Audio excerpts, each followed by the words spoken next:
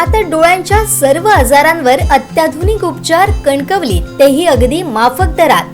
Nap I hospital Miraj संचलित विवेकानंद नेत्रालय आणि retina centre मध्ये आजपर्यंत 15,000च्या वर डोळ्यांची ऑपरेशन्स, विना टाका विना इंजेक्शन मोतीबिंदू शस्त्रक्रिया, डोळे तपासणी, चष्मा, तिरळेपणा आणि डोळ्यांच्या सर्व आजारांवर उपचार. डायबेटिक आणि उच्च रक्तदाब असलेल्या रुग्णांवरही डोळ्यांचे उपचार.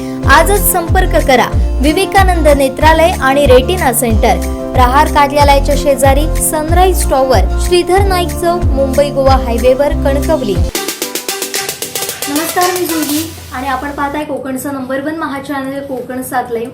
अतिशय महत्त्वाची अपडेट आहे ती म्हणजे नौसेना दिनाच्या पार्श्वभूमीवर वाहतूक व्यवस्थेत बदल करण्यात आलेले आहे. उद्या हा नौसेना दिन होतोय आणि त्यासाठी पंतप्रधान नरेंद्र मोदी स्वतः सिंधुदुर्गात येणार आहेत आणि त्याचबरोबर अनेक महत्त्वाचे नेते मंडळी, मंत्री सुद्धा सिंधुदुर्गात दाखल होणार आहेत. अतिशय भव्य दिव्य असा हा नौसेना दिनाचा कार्यक्रम होतोय आणि सुरुवातीला तारकर्ली इथं छत्रपती शिवाजी महाराज यांच्या पुतळ्याचं अनावरण होणार आहे.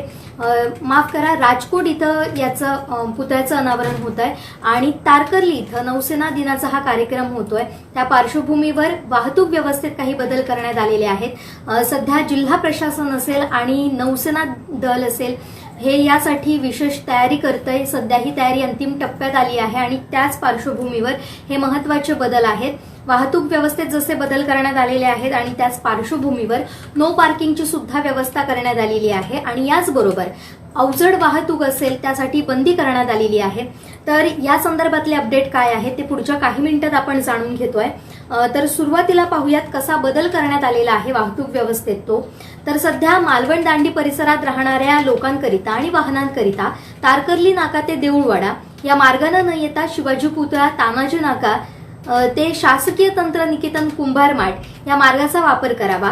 वायरी भूतनाथ इथं राहणाऱ्या लोकांकरिता आणि वाहनांकरिता वायरी नाका, तारकर्ली नाका आणि देऊळवाडा असं न येता रेकोबा हायस्कूल ते शासकीय तंत्रनिकेतन कॉलेज कुंभार माठ या मार्गाचा वापर करावा.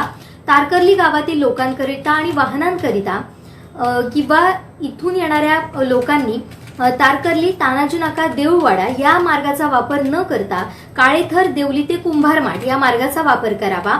देवबाग परिसरातील लोकांकरिता आणि वाहनांकरिता तारकर्ली ते तानाजी चौक नाका, देऊळवाडा या मार्गाचा वापर न करता काळेथर, देवली ते कुंभार माठ या मार्गाचा वापर करावा. मालवण, सोमवार पेठ, गवंडीवाडा, राजकोट, मेढा, भरड नाका येथील लोकांकरिता आणि वाहनांकरिता देऊळवाडा या मार्गाचा वापर न करता बांगीवाडा, रेवतळे आणि आडरी मार्ग कुंभार माठ या मार्गाचा वापर करावा. धुरीवाडा परिसरातील राहणाऱ्या लोकांकरिता आणि वाहनांकरिता बोर्डिंग ग्राउंड, कोळम मार्गे आणि देऊळवाडा या रस्त्याचा वापर न करता झांटिये काजू फॅक्टरी, स्वरा फार्म, आडारी मार्गे कुंभार माठ या मार्गाचा वापर करावा. कोळममध्ये राहणाऱ्या लोकांकरिता आणि वाहनांकरिता कोळम तिठा ते देऊळवाडा या मार्गाचा वापर न करता निवे, कातवड, ओझर या मार्गाचा वापर करावा. मालवण बाहेरील प्रवाशांकरिता आणि त्यांच्या वाहनांना तारकर्ली MTDC इथं मुख्य कार्यक्रमाकरिता जाण्यासाठी देऊळवाडा, तारकर्ली नाका ते तारकर्ली या मार्गाचा वापर न करता कुंभार माठ, शासकीय तंत्रनिकेतन, देवली, काळेघर मार्ग तारकर्ली या मार्गाचा वापर करावा. तारकर्ली नाका ते तारकर्ली या मार्गाचे समुद्र बाजूला म्हणजे पश्चिमेकडे राहणाऱ्या लोकांनी आणि त्यांच्या वाहनांकरिता तारकर्ली MTDC इथं मुख्य कार्यक्रमाकरिता जाण्यासाठी मुख्य रस्त्याचा वापर न करता अंतर्गत रस्त्याचा म्हणजे समुद्र किनारी मार्गाचा वापर करावा. आता या झाल्या मालवणात आणि मालवणांमधून बाहेर येणारे म्हणजे जे पर्यटक असतील त्यांच्यासाठी हे काही नियम आहेत वाहतुकीचे.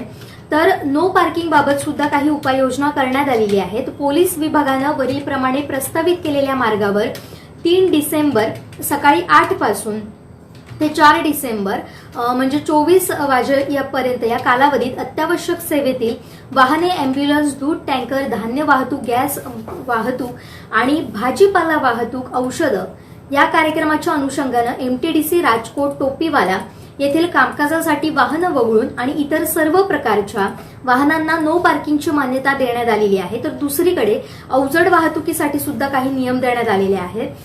तर सिंधुदुर्ग जिल्ह्यातील कसाल मालवण, आचरा मालवण, चिपी मालवण आणि कुडाळ मालवण या मार्गावर या कालावधीत अत्यावश्यक सेवेतील वाहनं म्हणजे जसं की अँब्युलन्स असेल, दूध टँकर, धान्य वाहतूक, गॅस वाहतूक, भाजीपाला वाहतूक आणि औषध वाहतूक. तसेच या कार्यक्रमाच्या अनुषंगानं MTDC राजकोट टोपीवाला येथील कामकाजासाठीची वाहनं वगळून इतर सर्व प्रकारची अवजड वाहतूक असेल ती बंद करण्यास मान्यता दिलेली आहे.